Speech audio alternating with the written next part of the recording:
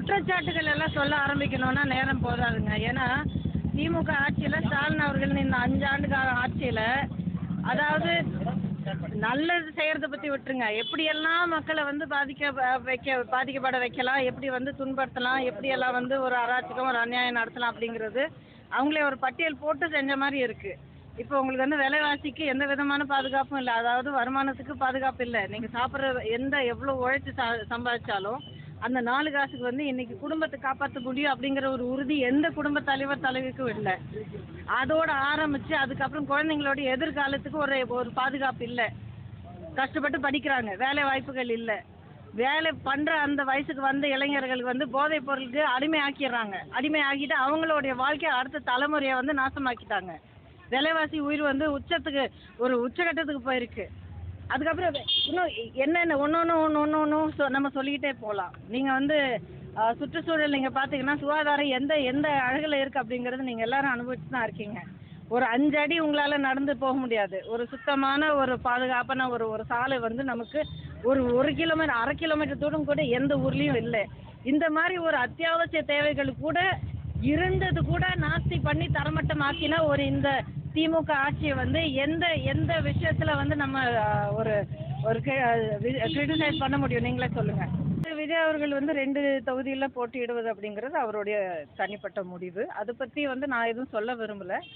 ஆனால் ஒன்று நம்ம என்ன செய்கிறோம் அப்படிங்கிறதுல நம்ம உறுதியாக இருந்தோம்னா அதுக்கான ஒரு ஸ்டெப் எடுத்து நம்ம ஸ்ட்ராங்காக நின்று சாதிச்சு காட்டுறது அப்படிங்கிறது ஒன்று இருக்குது. இதை தாண்டி நான் எதுவுமே சொல்ல விரும்பலை.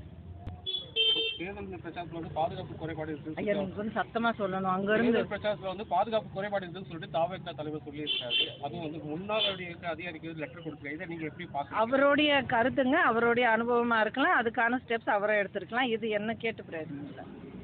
முதலில் மிக வேதனை அளிக்கக்கூடிய ஒரு விஷயம். ஏன்னா எப்படி இருந்தாலும் யாராக இருந்தாலும் எந்த காரணத்துக்காக வந்தாலும் எல்லாருமே இளைஞர்கள் மனசில் அவ்வளோ அன்பு பாசம், கண்ணில் வந்து அவ்வளோ ஒரு வெளிச்சத்தோடு அவங்க வர்றாங்க. அவங்க பார்க்கணும், ஒரு தடவை பார்த்துட்டா போதும் அப்படிங்கிற ஒரு ஆர்வத்தில் அவங்க வரும்போது இப்படிப்பட்ட ஒரு விபத்தில் அவங்க சிக்கிக்கிறது அப்படிங்கிறது ரொம்ப ரொம்ப வேதனை அளிக்கக்கூடியது. இது எதுக்காக நடக்குது, எப்படி நடக்குது, அது எப்படி தடுக்கலாம், இது எல்லாமே வந்து ஒரு தனிப்பட்ட பேச்சு. முதலில் நடக்கிறது அப்படிங்கிறது மிக வேதனை அளிக்கக்கூடிய ஒரு விஷயம். நடக்கக்கூடாது, நடந்திருக்கக்கூடாது. இந்த மாதிரி ஒரு இழப்பு சந்தித்த ஒவ்வொரு குடும்பத்துக்கும் என்னுடைய மனமார்ந்த நான் வந்து அனுதாபத்தை தெரிவிச்சுக்கிறேன். பாஜக என்ன வேட்பாளர் அறிவிப்பு? அதுவும் அவங்க கட்சியோடைய விஷயங்க, உள்கட்சி விஷயம். அவங்க தான் அதுக்கு சொல்லணும். ஒன்று மட்டும் உறுதி.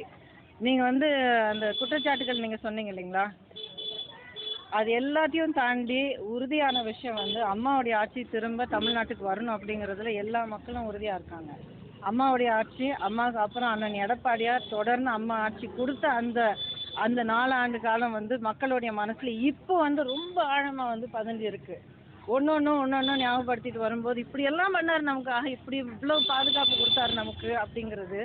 அதாவது ஒரு மகா புயல்கள்லேயே அவ்வளோ வந்து அவர் தாங்கிட்டு தமிழ்நாட்டுக்கு பாதிக்கப்பட்ட மீனவ மக்கள் முதற்கொண்டு எல்லாருமே அதாவது ஒரு நல்ல பாதுகாப்பு கொடுத்து அவர் உங்களை வந்து அந்த கடத்திட்டு வந்தார். இன்றைக்கு ஒரு சில மாதங்கள் முன்னாடி 3 நாள் ஒரு சாதாரண மழை, தமிழ்நாடு விட்டுருங்க, சென்னை வந்து எப்படி வந்து நம்ம சிக்கி தவிச்சோம் ஞாபகம் இருக்கா உங்களுக்கு?